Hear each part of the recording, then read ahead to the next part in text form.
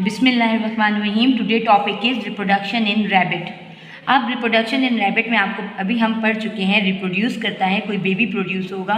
ये small mammal है और आपके पास वर्ल्ड में हर जगह पाया जाता है। इसमें दो सिस्टम में जाहिर बात है, एक होता है male reproductive system of the rabbit और एक होगा फीमेल रिप्रोडक्टिव सिस्टम। अब आज हम जो डिस्कस कर रहे हैं, हम कर रहे हैं male reproductive system of rabbit. तो रैबिट के मेल रिप्रोडक्टिव सिस्टम में सबसे पहले हम ये डिस्कस करेंगे कि टेस्टीज होती हैं। रैबिट की टेस्टीज में सेमिनिफेरस ट्यूब्यूल्स हैं। कौन सी ट्यूब्यूल्स मौजूद हैं? सेमिनिफेरस ट्यूब्यूल्स मौजूद हैं।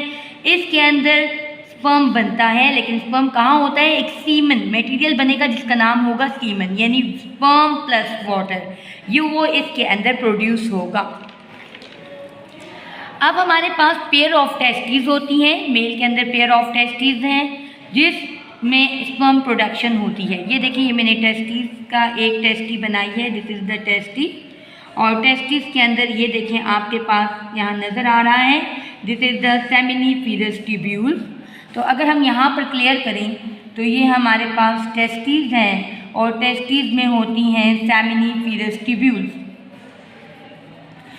सेमिनिफेरस ट्यूब्यूल्स वो जगह हैं जहाँ स्पर्म प्रोडक्शन होगी। अब स्पर्म जब बन जाएगा तो वो सारे स्पर्म जो हैं यहाँ एंड पर, टेस्टीज में एंड पर होंगी कलेक्टिंग डक्ट। कलेक्टिंग डक्ट लेगी उनको और पास करेगी स्पर्म, यानी ये कलेक्टिंग डक्ट है जो आगे जा रही है और आपके पास रोल्ड हो जाएगी। बहुत लॉन्ग होती है तो ये रोल्ड हो जाएगी और टेस्टीज के ऊपर रोल्ड होकर पड़ी होगी। जब ये कलेक्टिंग डक्ट, यानी ये जो स्पर्म डक्ट है जिसने स्पर्म कैरी किया हुआ है, जब ये रोल्ड हो जाएगी तो अब इसको हम एपिडिडाइमिस कहेंगे। एपिडिडाइमिस कहेंगे हम इसको। अब ये जब रोल्ड हो जाती है उसके बाद एपिडिडाइमिस जब आगे जाता है, now it is called as sperm duct. Now it is called as, क्योंकि इसमें तो स्पर्म है, लेकिन जो कि ये बहुत लॉन्ग थी तो ये रोल्ड हो गई टेस्टिस की स्ट्रक्चर के ऊपर, तो इसको एपिडिडाइमिस कहा हमने उस वक्त, ये आ गई।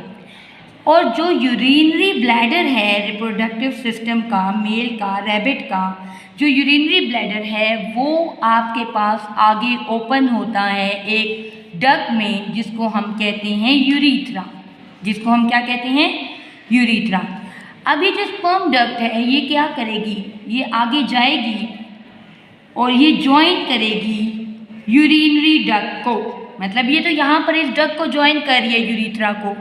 यहीं से यूरिन भी पास हो रहा है, यूरिनरी ब्लैडर यहाँ से यूरिन भेज रहा है और यहाँ से स्पर्म पास हो रहा है और यहाँ आ रहा है, यानी दोनों की जो ओपनिंग है वो कॉमन है।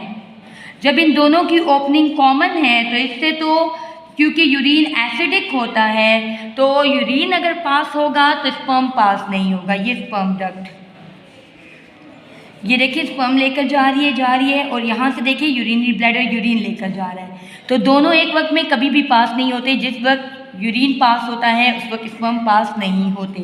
दोनों में से कोई एक पास होगा एक वक्त में, क्योंकि दोनों की मेन ओपनिंग है, and then they will be open outside the body. अब हम कहते हैं कि ठीक है, दोनों की कंबाइंड ओपनिंग है, तो व्हाट विल बी द, अल्लाह ताला ने ऐसी क्या चेंजेस लाई हुई हैं कि जिसकी वजह से ये प्रोसेस कंटिन्यू है। तो क्या क्या चेंजेस हैं वो हम पढ़ लेते हैं। हमारे पास डिफरेंट ग्लैंड्स हैं, हर जगह पर ग्लैंड्स हैं। ये वाला ग्लैंड जो है उसको हम कहते हैं प्रोस्टेट ग्लैंड। अब आप कहेंगे what is the function of prostate gland? तो ये क्या करता है कि जब यहाँ से यूरिन गुजर गया तो फिर प्रोस्टेट ग्लैंड अपनी ऐसी सेक्रीशन देगा, ऐसे हार्मोन रिलीज करेगा कि वो उसकी एसिडिटी, इस ट्यूब की एसिडिटी को ख़त्म कर दे। फिर सेकेंड हार्मोन हमारे पास एक ग्लैंड है जिसका नाम है सेमिनल वेसिकल का ग्लैंड। वो भी इसी ट्यूब में प्रोड्यूस होगा जहाँ से यूरिन गुजर रहा है और स्पर्म्स को न्यूट्रिएंट देगा, स्पर्म्स को न्यूट्रिएंट दे देगा। एक और ग्लैंड है जिसका नाम है कॉपर्स ग्लैंड। अभी कॉपर्स ग्लैंड क्या करेगा? ये देगा स्लिपरी प्लेस देगा स्पर्म को कि वो बॉडी से आउटसाइड आराम से जा सके।